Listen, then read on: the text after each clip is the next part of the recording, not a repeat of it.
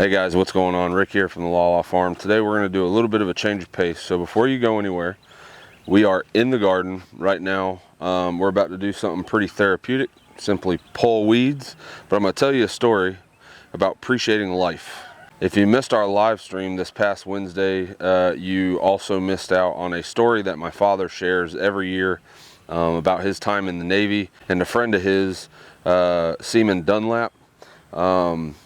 And the USS Stark and the USS Boone, and how orders got switched, and what that meant for me, and why I have an appreciation for life that I feel like a lot of people in today's society are missing. And so while we're pulling weeds, I'm going to share this story. Hopefully you stick around for the entirety of the video. If you haven't already, subscribe to our channel, and if you want good growth in your garden this year, hit that thumbs up on this video. We'd really appreciate it.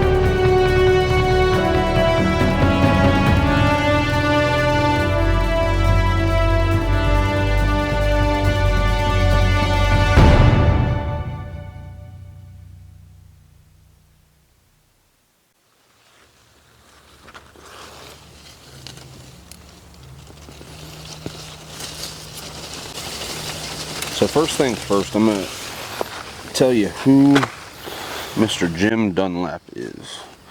So in 1985, my dad just got out of boot camp, and he met this kid.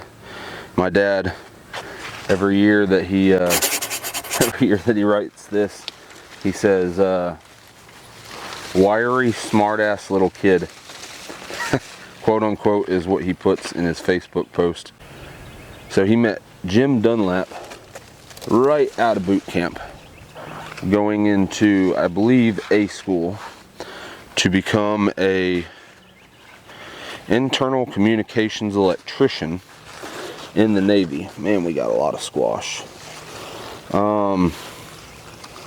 And he met Dunlap. Him and Dunlap became really good friends, and surprisingly enough, only lived, I think, several hours away from one another their entire childhood. Now, they finally met in the Navy, and they're super competitive.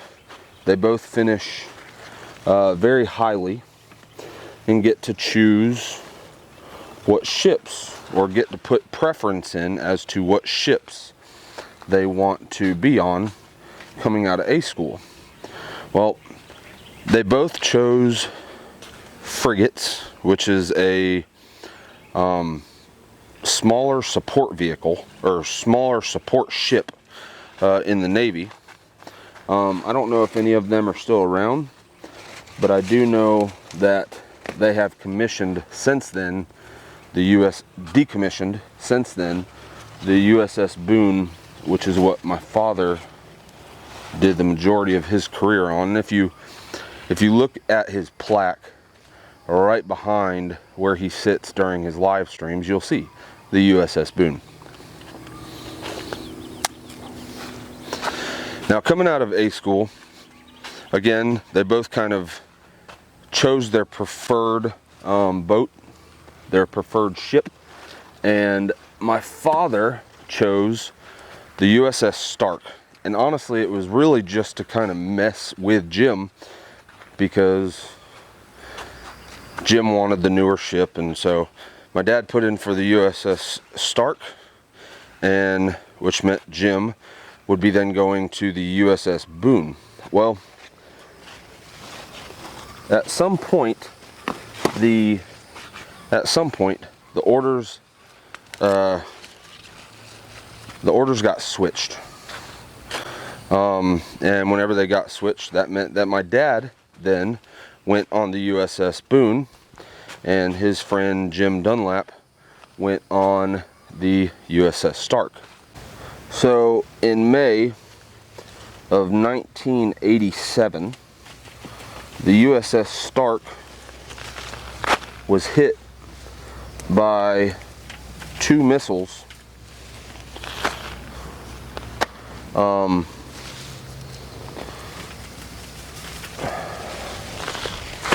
and Dunlap was on the side of the ship, and in the exact spot, my dad will explain to me that it's literally on the other side of the ship wall where the missiles hit. It was exactly where my dad's shop would have been. Now, Dunlap had the same job as my father, which means that where he was would have been my dad. Now, one thing that you guys don't know is, a lot of people think I'm a little older than what I am, but I'm 34 years old. It's been 35 years since the USS Stark and Jim Dunlap lost his life. So me being curious, I did the math. And I've known this for years. This isn't like an epiphany that I just had. I did the math. And May of 1987 was 10 months before I was born. Which means that if the orders would have never been mixed up, I probably wouldn't be here.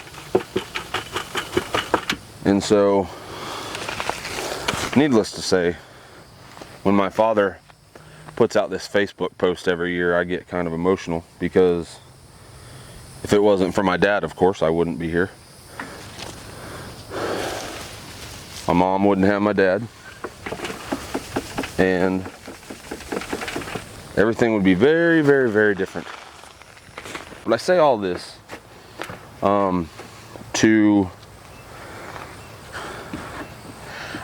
I have a special appreciation for life, because if it wasn't for Mr. Dunlap, and it wasn't for his service to this country, and all of our fallen military,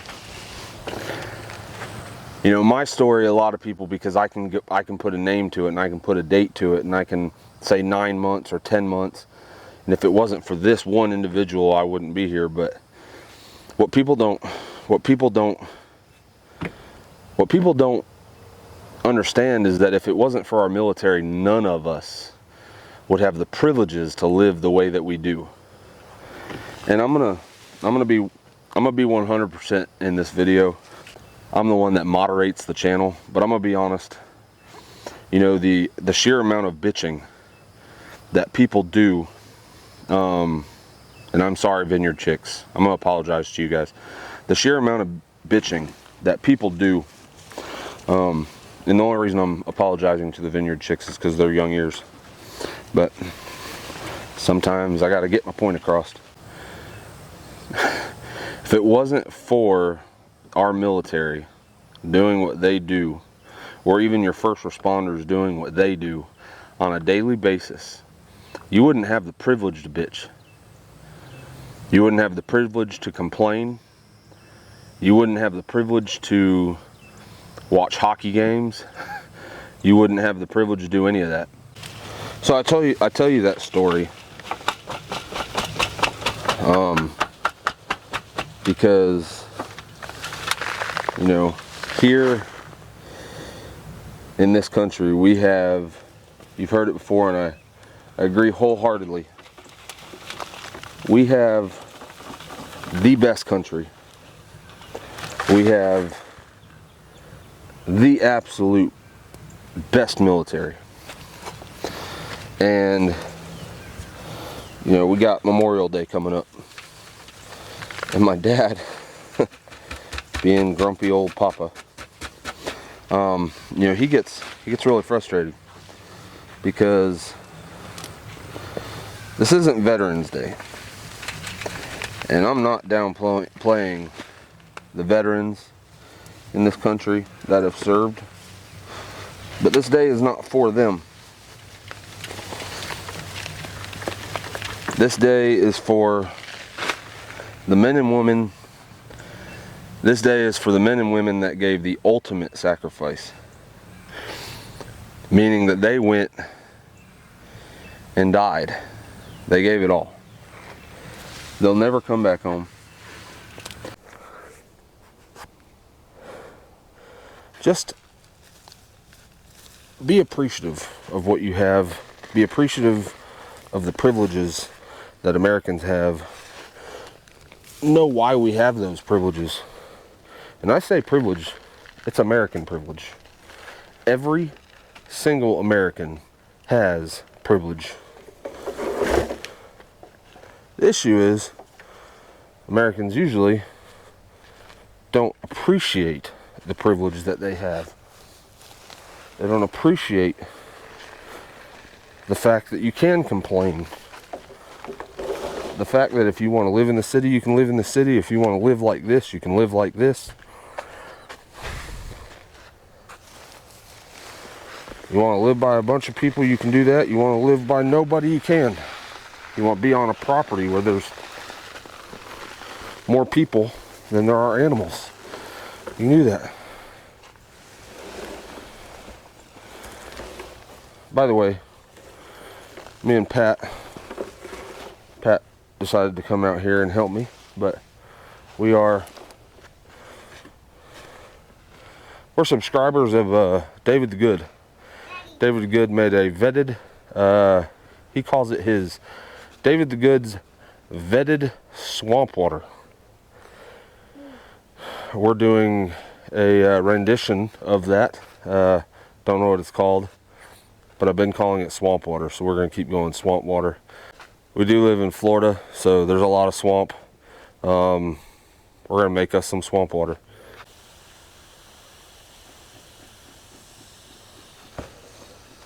Be appreciative of the fact that you live in the greatest country in the world. Instill that in your kids. A lot of the people that watch this have kids. Maybe some of the people that you guys share this out to have kids, and they need to hear this. Instill some appreciation in them. Everybody needs to realize what we have here. Because I'm telling you, if it wasn't for this, if it wasn't for our founding fathers, if it wasn't for our military, and it wasn't for the Lord himself, we wouldn't have the luxuries and the privilege that we do.